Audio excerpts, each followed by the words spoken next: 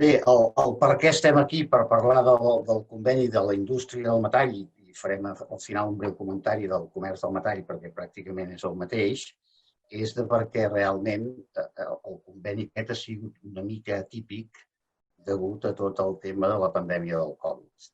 Llavors s'ha hagut de fer el que en castellà en diem encaje de bolillos i, per tant, si hagués sigut un conveni dels de sempre, dels tradicionals, evidentment vosaltres ja teniu quasi bé més experiència que jo en aplicar aquest conveni, per tant, poca cosa us podria aportar. Degut a les novetats i a les peculiaritats d'aquest conveni, sí que hem cregut interessant fer aquesta sessió informativa. Parlarem en primer lloc, perquè entengueu el conveni, del marc de referència en el qual s'ha negociat aquest conveni. En primer lloc, hi ha un marc de referència extern que no podem oblidar, que és que actualment hi ha vigent el quart acord per l'ocupació i la negociació col·lectiva d'àmbit estatal, signat l'any 2018 per COE, Comissions i UGT, i està vigent fins a 31 de desembre d'aquest any. Aquest acord què establia? Establia per cada un dels anys de vigència del conveni, 18, 19 i 20, un increment salarial d'un 2% fixe i un 1% variable. Era l'estructura de l'acord marc i la recomanació que es feia als negociadors de convenis col·lectius d'Espanya. I també no cal oblidar, que ara és un tema que està vigent als diaris aquests dies, que aquest quart acord establia que durant la seva vigència, o sigui, abans de 31 de desembre de 2020, però no concretava si es havia de fer el 2018, 2019 o 2020, establia que el salari mínim interprofessional es fixaria en 14.000 euros l'any, o sigui, els famosos 1.000 euros per 14 pagues. Això estava pactat i signat per COE, Comissions i UGT. Per tant, aquest és el marc de negociació estatal que teníem quan vam seure a negociar aquest conveni. 2 més 1 i un salari mínim interprofessional de 14.000 euros. Per altra banda, que també és un marc de referència que tenim sempre en el conveni de la indústria i del comerç del metall, en aquest cas dels dos, hi ha vigent el tercer conveni col·lectiu estatal del sector del metall, el CEM, que en diem, CEM, que està vigent coincidint amb l'acord marc que vèiem abans de negociació col·lectiva de 1 de gener del 2018 a 30 del 12 del 2020. Aquest acord estatal del metall té, com ja molts deveu saber, unes matèries exclusives que només es poden regular per aquest conveni estatal, per exemple, la classificació professional, per exemple, el règim disciplinari. Totes aquestes matèries exclusives, llavors, per una qüestió pedagògica, es poden incloure en els convenis provincials o no, però que les taules de negociació dels convenis provincials no tenen legitimitat per pactar, per acordar, per negociar sobre el que és matèria exclusiva de negociació en l'àmbit nacional. El CEM no preveu, perquè ho deixa, ho delega a les taules provincials, no estableix ni jornades anuals ni increments salarials. Per tant, els punts estrella de la negociació dels convenis provincials, òbviament, és jornada i és salari.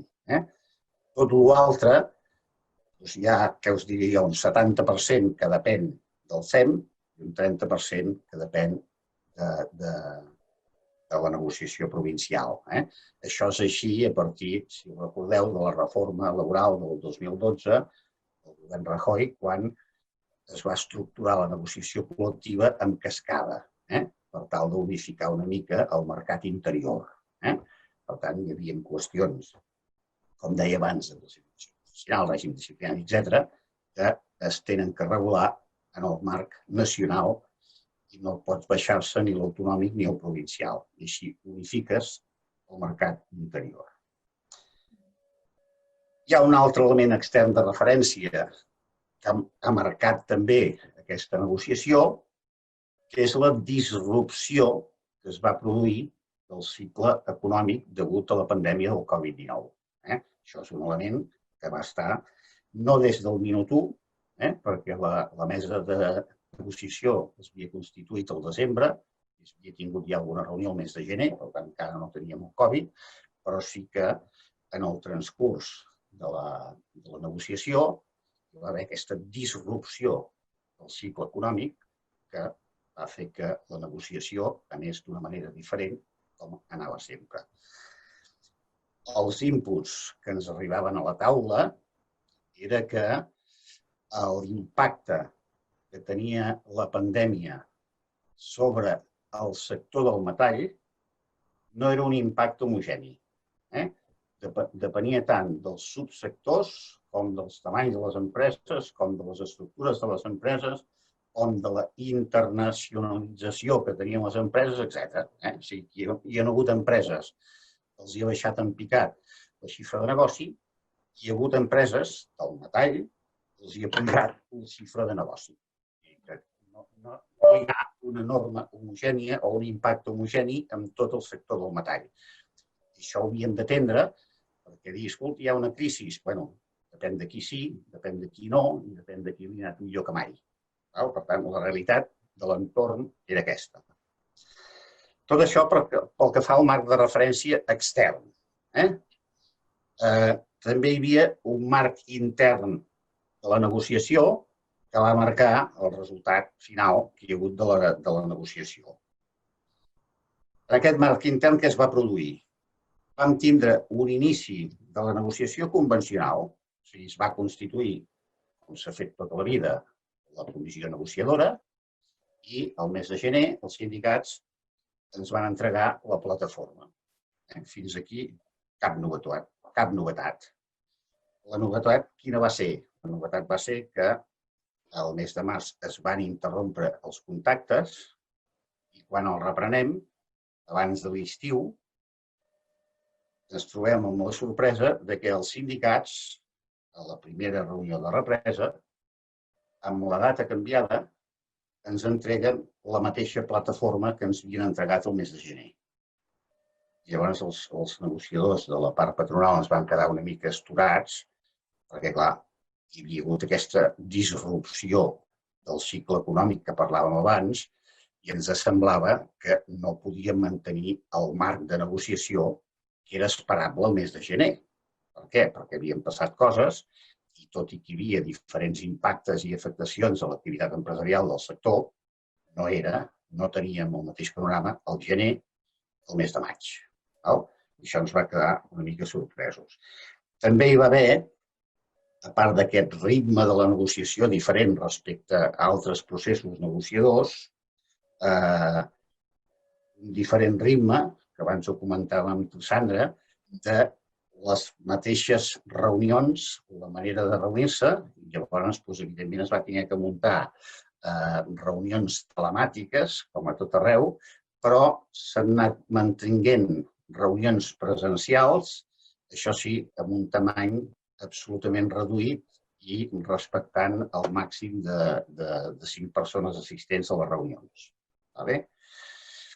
I al final de tot aquest procés, això ja ens situaríem al final després de vacances, i després de la sorpresa aquesta inicial que ens presentessin la mateixa plataforma que ens havien presentat abans del Covid, sí que les parts, i això és mèrit de les dues parts, vam saber trobar una àrea, una zona de convergència, on podíem acordar coses, però ja no amb la dinàmica clàssica de jo li presento una plataforma, et vaig dient que sí que no i anem avançant amb la negociació. Aquesta vegada ha sigut diferent per aquest marc intern que teníem de negociació, que era diferent de tots els altres processos.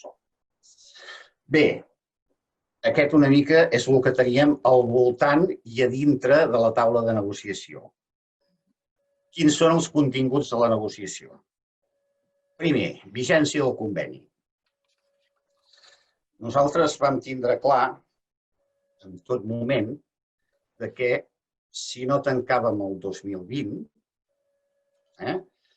no a través d'una pròrroga, sinó d'un conveni, o sigui, hi havia d'haver conveni i text de conveni, si no tancàvem això, continuàvem negociant el 2021 i, amb tota probabilitat, el 2021 tindríem una plataforma sindical que ens demanaria endarreriments des de 1 de gener del 2020. Per tant, si no érem capaços abans de 31 de desembre de tancar el 2020, ens anàvem endarreriments. Per altra banda, hi ha una circumstància que és que l'oportunitat d'arribar a un acord amb aquest marc extern de referència que dèiem, amb aquesta disrupció del cicle econòmic, negociar amb aquest marc és molt diferent de negociar en un marc de recuperació que es pot presentar al segon, tercer trimestre del 2021. Per tant, nosaltres ens era més còmode d'intentar fer un esforç, que enteníem que havia de ser un esforç per arribar a un acord i tancar el 2020, que no postergar la negociació a l'any 2021. Per tant, això també ens donava, almenys a nosaltres, una expectativa certa de que volíem arribar a un acord. Llavors hi havia un altre element que era que com que es havia allargat la negociació, que es havia interromput març, abril, maig, preveiem que abans de vacances segur que no arribàvem a cap acord i la intenció era arribar-hi abans de Nadal, si firmàvem un conveni d'un any, de fet, no estàvem firmant res perquè ens havíem de seure a negociar al cap de 15 dies per començar a iniciar la negociació del 2021 i això no tenia cap sentit. Per tant, el que vam fer va ser plantejar, tant patronal com sindicats, que la vigència adequada que ens havíem de trobar era una vigència de 2 anys. Que de facto, tal com he dit abans, no són 2 perquè és 1, perquè dintre de 15 dies, o menys de 15 dies, entrem al segon any de vigència. Però amb això, les empreses que encara estaven tancant pressupostos del 2021, que això també ho comentàvem abans amb tu, Sandra, ja els hi donaves el marc de referència clar dels costos laborals per l'any següent.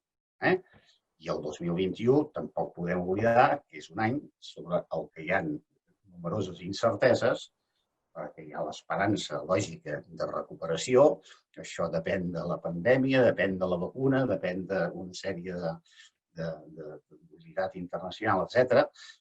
I, com a mínim, les empreses tinguéssiu aquest marc de referència dels costos laborals. I, per tant, vigència del conveni 2020-2021, 2 anys. Segon aspecte, temps de treball. El temps de treball, jo aquí sí que vull posar en valor, perquè de vegades oblidem, que aquest conveni és dels pocs.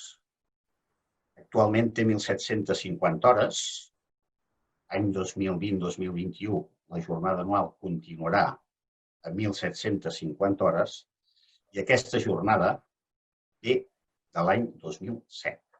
O sigui, de l'any 2007. El 2006 eren 1.756. El 2007 es va fer aquest decrement de jornada a 1.750, però des del 2007 fins al 2021, 1.750. Són molts anys. Pocs convenis trobareu que hagin mantingut la jornada de treball durant tants anys. Això s'ha fet en part gràcies a negociar en aquest marc que hem negociat. Si haguéssim esperat el 2021, probablement el resultat no hagués sigut el mateix. No dic si millor o pitjor, però el mateix probablement no hagués sigut. El que sí que s'ha tingut que perllongar, i això, diguem-ne, és a nivell de peatge que hem tingut que pagar, és que el famós permís retribuït de 8 hores de la disposició transitòria segona allarga la seva vigència en l'any 2021. Perquè, si us en recordeu, el conveni interior, la vigència d'aquest permís era precisament el 2020. Es sortia una mica de l'àmbit temporal de vigència del conveni, però bueno, es va arbitrar així i negociar així. Em paro un minut amb aquest permís retribuït de 8 hores, la disposició transitòria segona, perquè hem tingut bastantes consultes, en part per pressió sindical dels comitès d'empresa a les empreses, intentant desvirtuar una cosa que des del punt de vista legal està clara. Aquest permís retribuït de 8 hores de la disposició transitòria segona, que ara s'allarga al 2021, s'ha de dir, primera, que és un permís retribuït, segona, per l'arquitectura de la disposició transitòria segona, és un permís retribuït individual i que està subjecte a un protocol que està establert en la pròpia disposició transitòria, que comporta una sol·licitud de la persona treballadora, això és el que consta a la disposició transitòria segona, per tant, no és un permís col·lectiu, és individual. Com tots els permisos individuals, no s'ha de reflectir el calendari laboral.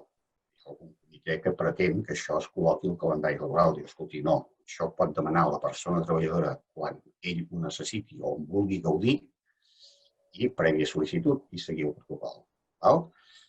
I per tant, la contrapartida de tot això que dic és que al ser un permís retribuït no es pot aplicar criteris de proporcionalitat.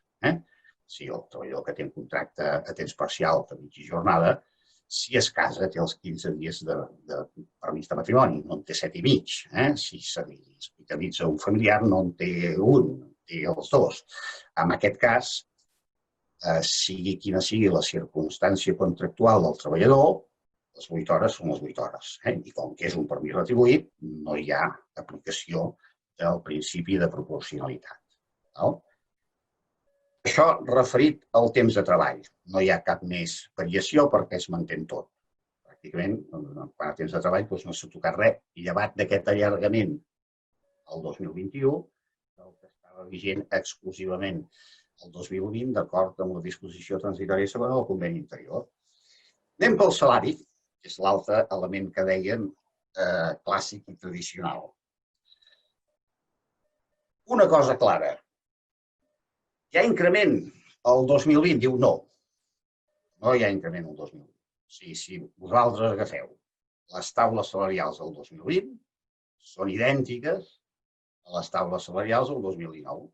En conclusió, que ha d'arribar un, doncs no hi ha increment, però si les taules són les mateixes, doncs no hi ha increment. Això sí, es crea un nou concepte salarial, que es denomina pagament únic desembre 2020, i ha d'aparèixer així a la nòmina del mes de desembre, amb les següents característiques. Primer, ja l'hem dit, és un concepte salarial. Segon, aquest concepte salarial es merita exclusivament durant el període de 1 de desembre del 2020 a 31 de desembre del 2020. Aquest concepte salarial que es merita en aquest període, per què no és un endarreriment? És obvi i evident. Si jo al mes de desembre pago alguna cosa que es merita en el mes de desembre, això no és un endarreriment. Només han d'anar al diccionari, mirar què vol dir endarreriment, i si jo pago el mes de desembre alguna cosa que s'ha meritat el mes de desembre, no és endarreriment. Es pot calcular de la manera que es vulgui, però no és un endarreriment. És un concepte salarial únic que es merita en aquest període que hem dit. Allau de preguntes. S'ha d'aplicar el principi de proporcionalitat? Què passa si un està de baixa? Què passa si un té un contracte a temps parcial? Què passa? És un concepte salarial. Explicació perquè l'entengueu tots ràpidament. El mateix que per cada persona treballadora, en relació a l'aplicació de l'índex del principi de proporcionalitat, fareu amb el salari base del mes de desembre, heu de fer amb aquest nou concepte. El mateix. És que està de reducció de la jornada per guarda legal. Escolti, el sou base d'aquesta persona li aplica el principi de proporcionalitat perquè està de guarda legal, diu sí. Diu, doncs aquest també. És que se m'ha marxat 15 dies de vacances. El salari base l'aplica i diu no, en aquest cas no, però doncs en aquest cas tampoc. Està de baixa. El salari base li aplicarà, diu, principi de proporcionalitat. Diu, doncs en aquest cas també. Si heu de fer exactament el mateix, que faríeu el salari base, que dic el salari base per posar un exemple, és un concepte salarial i, per tant, l'aplicació del principi de proporcionalitat s'ha de fer amb els mateixos termes, exactament amb els mateixos, que la resta de conceptes salarials. Diu, per què? Perquè ja ho hem deixat clar abans. No, és un endarreriment. Es merita i es paga el mes de desembre i això no pot ser, s'ha d'agafar el diccionari de la RAE i ja està, no pot ser un endarreriment. A la pràctica, trobareu l'acte del principi d'acord, aquest import com s'ha calculat, però això és com s'ha calculat l'import, no el concepte jurídic del concepte en si, sinó la manera que s'ha arribat per dir, escolti, aquest grup professional és tal quantitat d'import, doncs el 0,8 de la columna 3 a l'annexa 1 del conveni. O sigui, equival al 0,8 del salari anual. D'acord? Llavors, per què s'ha fet això? Per evitar el càlcul d'endarreriments. Érem conscients, primera, que anàvem tard. Segona, que hi havia hagut aplicació d'ERTOs.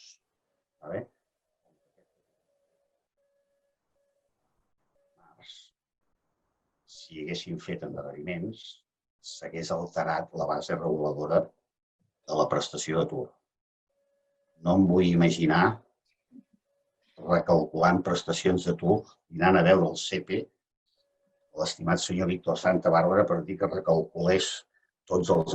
En fi, inimaginable. Per tant, aquí teníem que construir una arquitectura per evitar de totes aquests endarreriments que administrativament ens haguessin complicat molt la vida. I, per tant, l'única arquitectura possible era nou concepte salarial que es merités exclusivament el mes de desembre. Si fóssim molt primmirats jurídicament,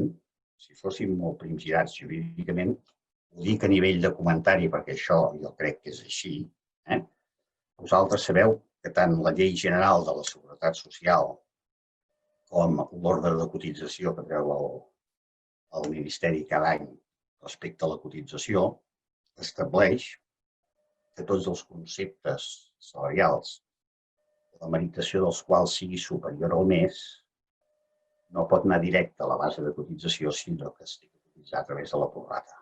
Per tant, si fóssim molt primmirats, per més que hagi fet tot aquest discurs que he fet, això afectaria el pagament, però la cotització hauríem de fer, em penso que en dieu 1,03 de gener a desembre.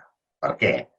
Perquè sigui salarial o no, sigui endarreriment o no, el que està clar és que la meritació d'aquest concepte no és mensual. És com si, per posar un exemple, jo pagués un excés indemnitzatori i tingués que cotitzar allò. S'ha de prorratejar al llarg de l'any natural que es paga. Ja està, la norma aquesta és clara. Donat l'import i donat l'estructura, jo suposo que el 99,9% d'empreses utilitzarà i tributaran aquest nou concepte de meritació exclusiva desembre del 2020 al desembre del 2020. Ja està. Però volia fer aquesta anotació perquè les coses són com són. Any 2021 ja tenim l'acord que us van passar a les taules publicades. L'acord quin ha sigut? Doncs el 0,8 i l'1. Com que les taules del 2020 són idèntiques a les del 2019, les del 2021 és 2019, 0,8, 1 es converteix en 2021. Ja teniu les taules publicades, per tant, són directament aplicables a partir de l'1 de gener. És un conveni, mai em canso de repetir-ho, de taules, no d'impost, de taules. Per tant, el que tinc que fer sempre és aplicar les taules de conveni.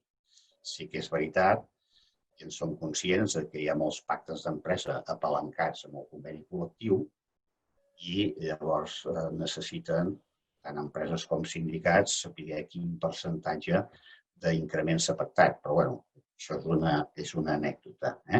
Aquest any, a més, això no és del tot cert, perquè aquest 0,8 corresponent al 2020 només és sobre el salari base. Ni exvinculació, ni excategoria, ni dietes, ni hores extra, res. És aquesta quantitat única i, per tant, això seria un motiu més per dir que això no són endarreriments, perquè si fossin endarreriments s'hauria d'aplicar sobre tota l'estructura de conveni i no és així. I llavors, un últim aspecte important sobre el salari, i això sí que ve recollit en el propi acord, és que durant el 2020 i el 2021 no opera la compensació i l'absorció. Això és així, s'ha pactat així i no s'hi pot fer res.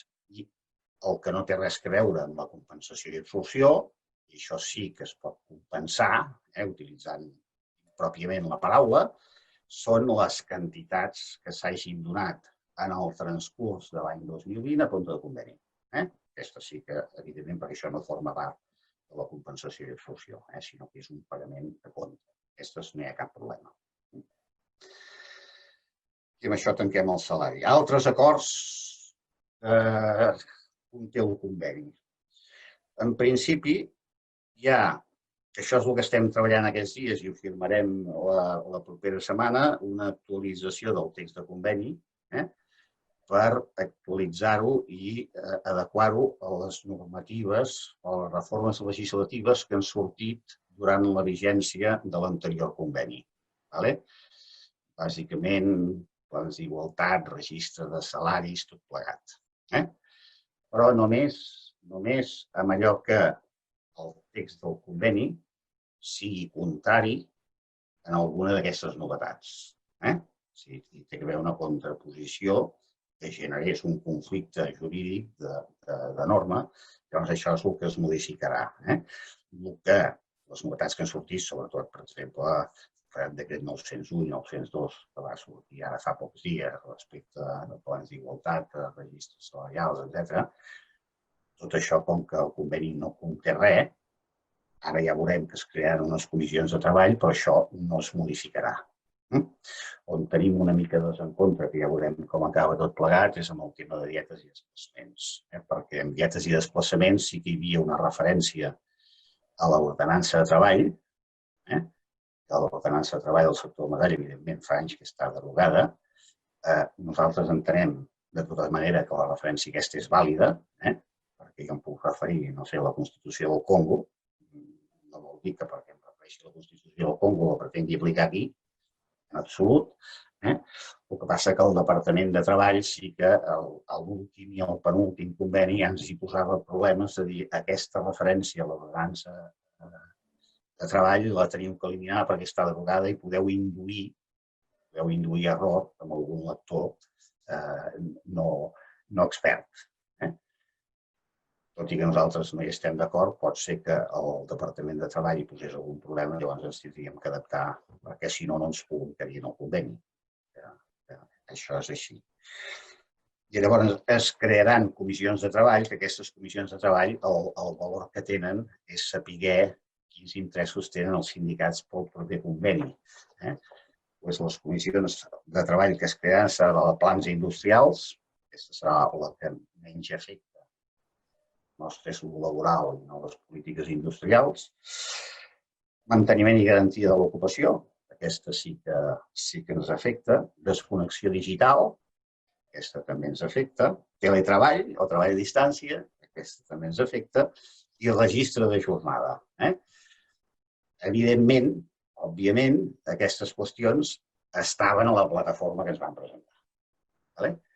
Per tant, ja van entendre al final que no es podia abordar una negociació a l'estil de tota la vida i, donada la situació, s'havia de fer alguna més i, per tant, això, com que no ho hem pogut col·locar en el text del conveni, es creen comissions de treball perquè, a més, són aspectes d'àmplia volada i requereix crear un grup de treball a banda de la comissió negociadora que es pugui debatre amb tranquil·litat i no en l'ardor d'una negociació d'un conveni i veure si es pot avançar. Són temes que ja avanço que són difícils perquè, perquè és un conveni sectorial i el que pactis, acordis i concretis ha de ser aplicable i té que anar bé a totes les empreses del sector, no unes quantes. I llavors això és complicat. És complicat, però bueno, mirarem d'avançar-hi amb la mesura del possible. Finalment, perquè estic fora de temps, només fer una valoració del conveni.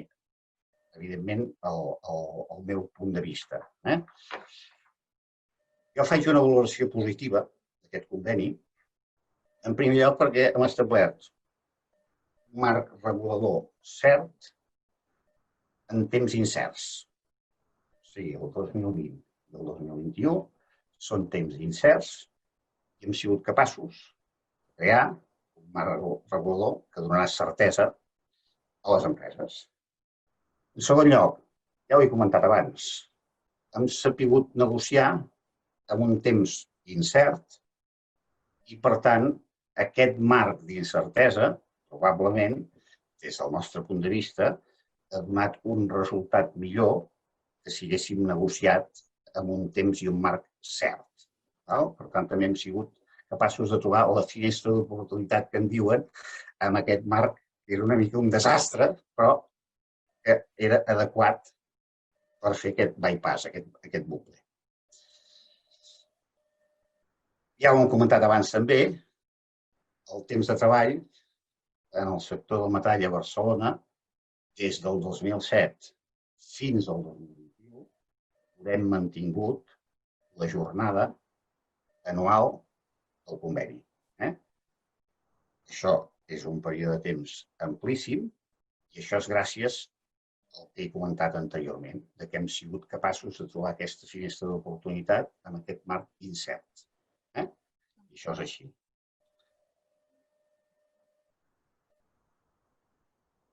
L'altra qüestió és que pel 2020, de fet, hem lograt acordar un increment salarial mínim. Home, un 0,8 no és mínim, diu sí, és un 0,8 del salari base i només del salari base. Per tant, respecte a la massa salarial de l'empresa, igual això se'ns queda en un 0,5 o un 0,4.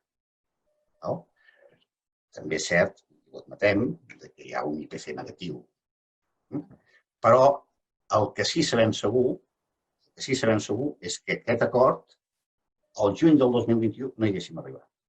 Això és una certesa. I, per tant, això s'ha de valorar i s'ha de posar en valor també. Hi ha un increment moderat el 2021. Això també, connectat amb el punt anterior, sí que postergar la negociació probablement, molt probablement, en què hagués portat a un encariment dels increments de conveni. Hi ha un penúltim element que també tenim que valorar, és que això ens va costar una mica de fer-los entendre als sindicats, però que al final ho van acceptar. La simplificació administrativa en l'aplicació d'aquest conveni. Gràcies a la fórmula aquesta màgica que vam trobar, es podrà aplicar en un breu període de temps sense cap càlcul estrany, extraordinari i respecte a les administracions de tresoreria i agència tributària, també com si d'un altre concepte salarial estéssim parlant sense cap tipus de càlcul ni de res. Aquesta simplificació jo crec que també val la pena perquè, donat la complicació de l'any, era realment un element de valor a posar sobre la taula. Sí que és cert, que això no ho he comentat abans, però això forma part del pacte i es té que entendre que aquesta paga única, aquest concepte del mes de desembre, pot donar resultats desproporcionats. Ja en som conscients i ho sabem. Si el senyor que entra a l'empresa se'l contracta el 30 de novembre, el cobrarà íntegre. I escolti, porta un mes. Sí. I el que causa baixa el 30 de novembre no cobrarà res i ha treballat 11 mesos. També. Hi ha gent que haurà estat en ERTO de suspensió de contracte 15 dies. Hi haurà gent que haurà estat en suspensió de contracte 8 mesos. Tot això ja sabem que un concepte que només es merita un mes a l'any pot generar desproporcions. Aquí només dir que en el conveni col·lectiu pactem mínims, no màxims. Per tant, si a nivell de cada empresa algun empresari considera que aquesta arquitectura li provoca en la seva plantilla alguna desproporció que té que corregir, doncs evidentment es pot corregir a l'alça, no a la baixa. Però es podrà corregir, no hi ha cap forma. I l'altra qüestió que també s'ha de valorar, nosaltres sempre, durant tot el procés negociador, teníem element i clar, és que tenim pau social assegurada fins al 31 de desembre del 2020. Això, com que no sabem el 2021 com anirà, com que no sabem particularment el sector del metall i algun subsector del metall 2021 com anirà, ens semblava que, a banda d'establir un marc regulador cert per temps d'incertesa, també l'entorn a l'ecosistema de les empreses del 2021 era molt important que almenys tinguessin la pau social garantida. I una mica aquest és el sentit, l'entorn i el contingut del conveni col·lectiu. Moltes gràcies, Pep. La veritat és que tant l'explicació del procés com la de l'acord, com contextualitzar això, la veritat és que d'agrair, no? Perquè és important entendre tot, no? Com arribem a aquest acord. I ha estat molt bé, la veritat. Tenim preguntes. En el xat ens arriben preguntes i com anem justos de temps, vaig directe, d'acord? Sí. Per exemple, de les hores de lliure disposició, ens comenten algunes persones, les hores de conveni efectives són 1.750 pel 2020 i 2021. És a dir, aquestes 8 hores de lliure disposició s'han de restar, per dir-ho d'alguna manera? No. Les hores, la jornada anual del conveni del metall són 1.750. Llavors, de la mateixa manera que aquestes 1.750, el que es casa, el que té familiar hospitalitzat, etc., no les fa, de la mateixa manera idèntica, perquè l'arquitectura és la d'un permís retribuït, qui sol·liciti el permís per una hora, per 5 o per 8, tampoc les farà. Però això no treu, no obsta, perquè la jornada sigui de 1.750. El calendari l'hem de tancar amb 1.750. S'ha de fer per 1.750. Perfecte. I són 8 hores al 2020 i 8 hores al 2021, que també ens ho han preguntat. Sí, però que el 31 de desembre el comptador es posa 0 de cara a l'1 de gener del 2021. O sigui, no són 8 i 8, 16. Perfecte. Tornant a parlar ara del tema salarial, que com hem dit són els dos blocs importants. Ens pregunten, per exemple, si podíem comentar quin és el nom del concepte que s'ha de posar concretament a la sembra, a la nòmina de sembra. Ho posa a l'acord, Sí. I això sí que no ho podem triar. Un segon, que ho miro. Pago único DIC, sí, DIC punt 2020. Pago único diciembre 2020. Perfecte. També que ens pregunten una miqueta en línia tot això. Clar, el que comentàvem, no? Si una persona entra a l'1 de desembre, aleshores el pagament d'aquest import ha de ser el que surten a l'acord? Entra l'1 de desembre, no? Sí. Contesto amb la regla que he dit. Què cobrarà aquest treballador de sou base? Íntegre el del mes de desembre, no? Doncs aquest concepte també. També. Clar, sí, i si durant l'any ha entrat aquella persona, no podríem fer la part proporcional. No es podria fer de cap manera, ni estigui inerte, ni hagi estat de baixa, ni res. Li farà la part proporcional al salari base? Perquè ha entrat al febrer o al març? No. Que no? No. Doncs amb aquest concepte tampoc. Si al mes de desembre, per exemple, és una altra pregunta que ens fan, tenim un compte conveni, se li resta del pagament únic de desembre? Si tenim el compte conveni, jo entenc que el compte conveni, tal com hem dit, sí que, fent servir la terminologia inexacta, sí que és compensable i absolvible, només el compte conveni, i per tant, com que està aplicant el conveni del 2020, hauria de desaparèixer, perquè aquell mes ja l'aplica, per tant, no hi pot haver compte conveni, i fer l'operació de... El que no pot sortir és negatiu, O sigui, no apareixeria, o el més correcte seria que apareixi el concepte i a compte de conveni o anticip negatiu, per tant, sortiria 0. S'hauria meritat i es compensaria per la compte de conveni. Perfecte. Per exemple, també ens pregunten, no? Si l'empresa ha fet un compte conveni superior a el que finalment s'ha pujat, de cara al 2021, si es pot aplicar el salari base i treure la compte conveni. Sí, es pot fer. Es pot fer. Perquè si queda resto de compte de conveni,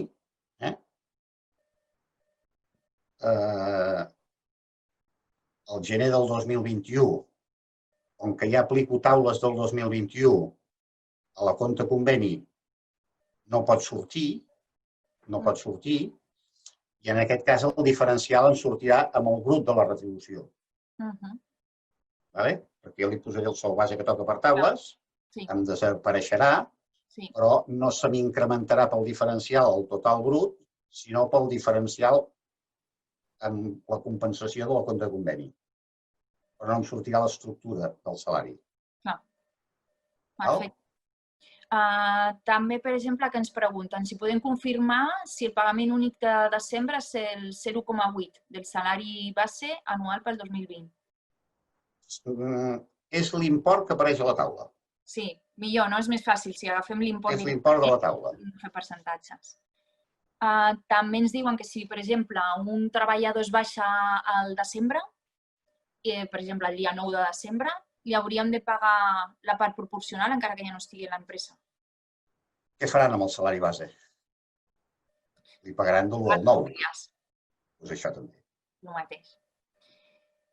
Més preguntes, que tenim bastantes preguntes. Igualment, no us preocupeu perquè si queden preguntes per aclarir, no passa res. En el mail que heu rebut per poder entrar al webinar ja estan els contactes on us podeu enviar les preguntes i seran resoltes. Per exemple, ens diuen que si el conveni, quan parlem d'això, d'aquest acord, si aplica també el conveni del comerç de metall o només el cirometal·lúrgic. No, el comerç del metall també es pot aplicar, també van passar les actes, és amb el mateix sentit, que per això han fet explicació única del conveni de la indústria, perquè l'arquitectura del conveni del comerç del metall és exactament el mateix, el procés de negociació ha sigut paral·lel, i els interlocutors no són els mateixos en quant a les persones, però els sindicats són els mateixos i, per tant, tot és el mateix. Però en aquest cas s'ha d'aplicar les taules del comerç del metall, lògicament. Tenim casuístiques, per exemple, també ens comenten si una persona està al 100% en ERTE durant el mes de desembre, què hauríem de fer amb aquesta persona? Li pagaran sou base? Clar. Sí. L'altra cosa, repeteixo el que he dit abans, si a la meva empresa l'aplicació estricta del principi de proporcionalitat em porta a una desproporció òbvia evident, doncs hauré de fer servir mecanismes dintre de l'empresa per equilibrar aquest desequilibri o aquesta desproporció que se'n pot produir. Sí. Bueno, per les preguntes que vaig veient i estan fora de temps, vale? Jo crec que ja estaríem pràcticament totes solventades. Igualment, el que us he comentat, si teniu algun dubte, alguna pregunta, podeu fer-nos arribar i contestarem. Segur que el Pep ens contestarà molt ràpid, perquè a més se'ns ha girat la feina, no? El Departament de Recursos Humans, aquest mes de desembre estem tots amb el tema de les nòmines, no? A veure com ho hem de fer. Moltes gràcies, Pep, per les aclaracions i per explicar-nos aquest acord. I esperem el nou conveni, que en breu ja m'has comentat, no? Que abans que acabi l'any, en principi, es preveu que tinguem el conveni. Sí. Firmem el text del conveni, el firmarem tota probabilitat la setmana que ve. El que sí que... Una última cosa, si em permet, Sandra. El que sí que no sortirà publicat segur durant el mes de desembre, probablement es publiqui el mes de gener, i obligació legal d'aplicar el conveni, evidentment, com sempre, mentre no surti publicat no hi ha obligació legal d'aplicar-lo. Sí que nosaltres recomanem per qüestions comptables, fiscals, d'audització, etc. És molt millor aplicar-lo ara al desembre que no pas al gener, febrer, o quan surti publicat el conveni. Perfecte. Doncs, agrair-te a tu, Pep, tot. Agrair-vos la participació també a totes les persones. Sabem que les agendes estan apretades i més sempre a final d'any, que és una mica complicat. Agrair també el patrocini de Previn i Wolters Kluwer, Infolab, que permet organitzar aquests webinars del Club FECOT de Recursos Humans. En acabar la sessió, recordeu que hi haurà un qüestionari de satisfacció, si us plau, si el podeu omplir, que sempre és molt útil per poder millorar. I, gràcies per assistir, que tingueu un bon dia i molt bones festes.